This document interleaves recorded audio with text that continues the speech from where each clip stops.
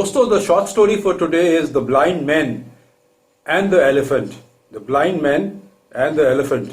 Once a group of blind men heard that a strange animal called elephant had been brought to the town, but none of them were aware of its shape, because a blind man cannot see.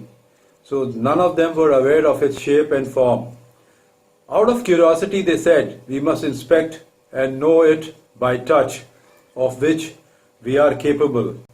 Soon they attempted to sort it out, and as they found the elephant, they started groping it.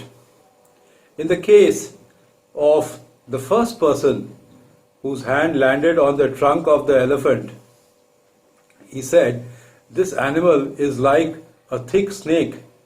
For another one whose hand reached its ear, it seemed like a fan.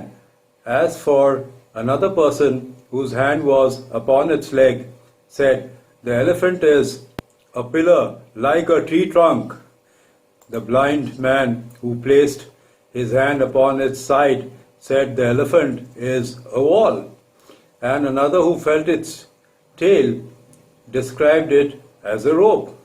The last felt its tusk, stating the elephant is that which is hard, smooth, and like a spear. The moral of the parable is that human beings have a tendency to claim about the absolute truth based on their limited subjective experience, as they ignore other people's limited subjective experiences, which may be equally true. In some versions of the story, the blind men, they discover their disagreements, they suspect the others to be not telling the truth and come to blows. The stories also differ primarily in how the elephant's body parts are described and how violent the conflict becomes, and how the conflict among men and their perspectives is resolved. In some versions, they stop talking and start listening and collaborate to see the full elephant.